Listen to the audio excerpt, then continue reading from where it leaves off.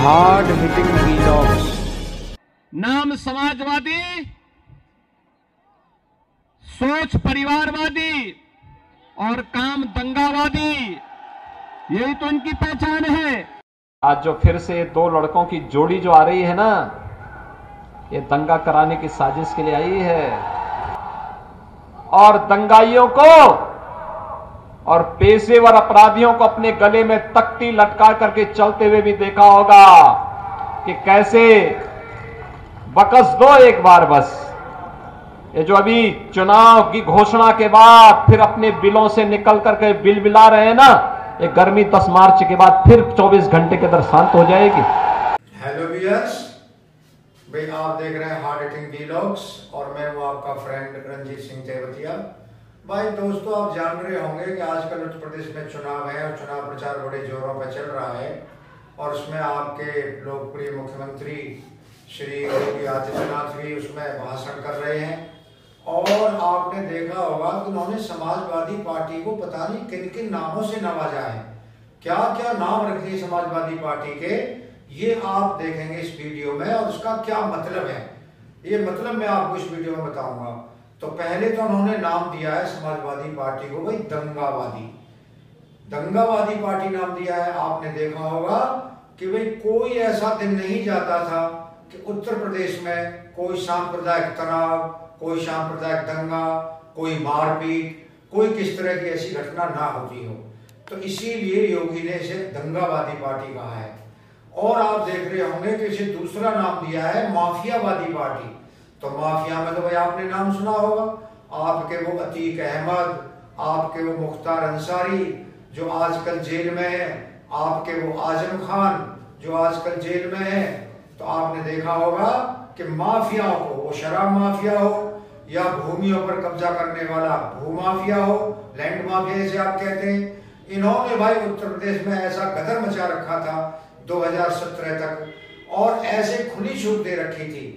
मैं ये नहीं कह रहा कि भाई माफिया किसी उसमें नहीं होता, कहीं अपराध नहीं होते, कहीं दंगे नहीं होते, हो जाते हैं दंगे, ये बात नहीं है, रोकना प्रशासन का काम होता है। लेकिन इन लोगों को तो, माफियाओं को और दंगेबाजियों को, इनको तो बाकायदा सरकार का संरक्षण मिला हुआ था, in the protection of government.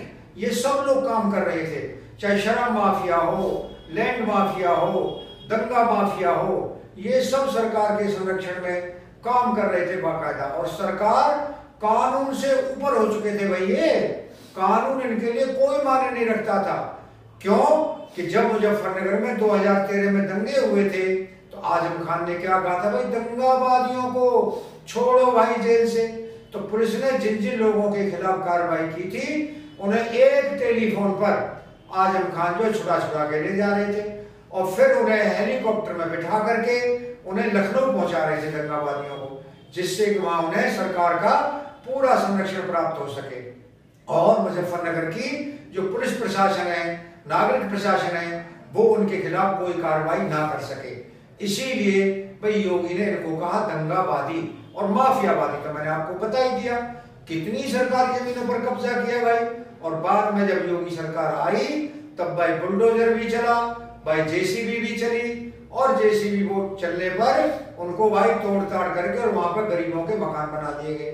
आज मुख्तार अंसारी है, ओ जेल में चले गए भाई, वहां पे पंजाब की जेल में, और वहां बेल के लिए अर्जी भी नहीं लगाई।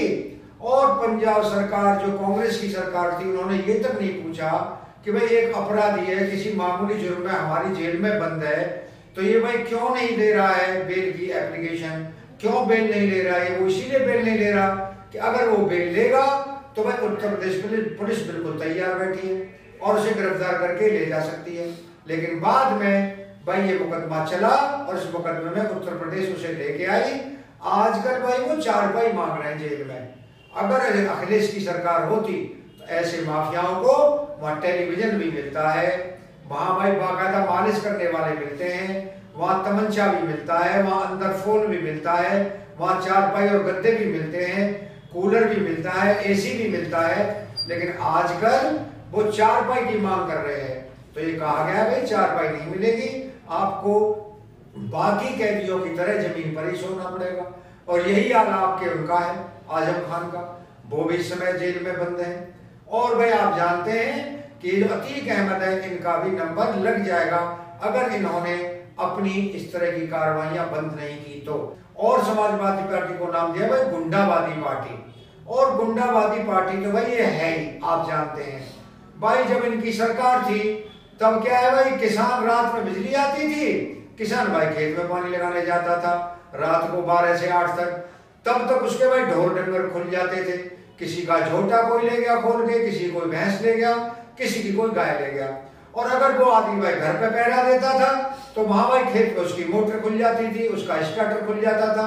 और इस तरह भाई इनका चल रहा था। किसी का ट्रैक्टर छीन लिया, कोई बैंक से पैसे लेके आ रहा है उसे छीन लिया, बाजारों से हफ्तागिरी भाई होने लगी। और भाई कोई आदमी अगर कुछ पैसे लेके आ रहा है मजदूर, उसको छीन लिया, 4 थप्पड़ मार दिए। इस तरह के भाई हालात थे उत्तर प्रदेश में। और जा करके तब कानून व्यवस्था का इतना बुरा हाल था, इतना बुरा हाल था। और ये योगी सरकार ही प्लस पॉइंट होने वाला है। कानून व्यवस्था में, लॉ एंड ऑर्डर में जो सुधार हुआ है। और भाई दूसरी बात बता दूं मैं आपको, एक नाम और दिया है। एक नाम ये दिया गया है कि ये समाजवादी नहीं है, ये नकली समाजवादी है, ये फसादवादी है। और ये फसाद करने में इनको मजा आता है।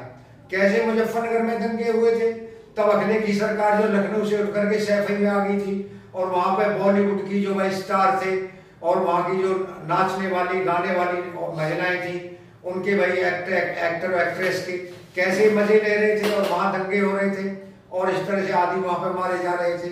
तो ये नाम दिया है। और नाम दिया है भाई हफ्ता वसूलीवादी पार्टी। इन्होंने किस तरह हफ्ता वसूली की। कोई भी रेहड़ी वाला है, कोई भाई सत्तू बेच रहा है, कोई फल बेच रहा है, कोई सब्जी बेच रहा है, कोई चूड़ी बेच रहा है, कोई भाई कपड़े बेच रहा है रेहड़ी पर। उन रेहड़ी वालों से भाई समाजवादी पार्टी के गुंडे आते थे लाल टोपी लगा के। और भाई अगर कुछ फल खरीद लिए और उस आदमी ने पैसे मांग लिए तो उसके 4 हफ्ते मार दिए।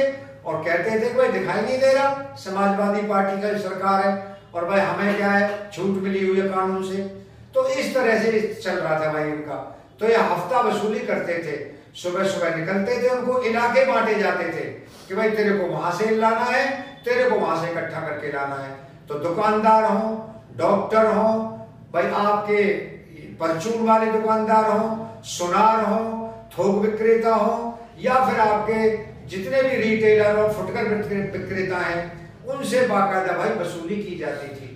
और पैसा इकट्ठा करके भाई वो समाजवादी पार्टी के हेड ऑफिस जाता था।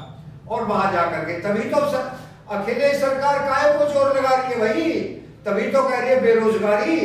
ये इन्हीं गुंडों की बेरोजगारी, ये बेरोजगार हो गए हैं। अब ना हफ्ता वसूली हो रही है, ना दंगा फसाद हो रहा है, ना ट्रैक्टर छीने जा रहे हैं, ना भैंस खोली जा रही है, और ना भाई बुग्गी लूटी जा रही है। ऐसे ही लूट लेते भाई बुग्गी को। कोई भी आदमी कहीं जा रहा है भाई, उसको लूट लिया, पैसे छीन लिए। और भाई मर्डर्स हो रहे थे, और भाई फिरौतियां हो रही थी, धमकियां दी जा रही थी। भाई दुकानदारों को पर्चियां आती थी बाकायदा कि भाई 10 लाख रुपए दे, 20 लाख रुपए दे, 50 लाख रुपए दे, तब तुझे यहां रहने देंगे। दुकानदार उस शहर से अपना अपना भाई दुकान बंद करके और कहीं और जाके रहने लगे।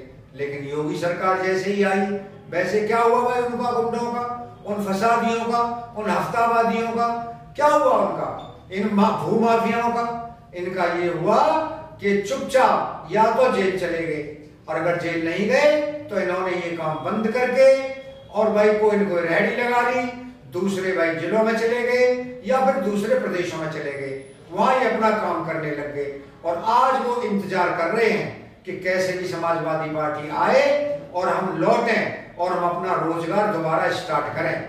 अखिलेश का यही तो कहना कि बेरोजगारी इतनी ज्यादा है, तो बेरोजगारी इसलिए ज्यादा है कि अब इनके गुंडों का रोजगार बंद हो गया है। तो दोस्तों ऐसे ऐसे नाम योगी सरकार ने समाजवादी पार्टी को दिए हैं। दोस्तों अगर आपको वीडियो पसंद आया हो तो आप चैनल को सब्सक्राइब करें, लाइक करें और भाई वीडियो को ज्यादा से ज्यादा शेयर करें। आपका बहुत बहुत धन्यवाद।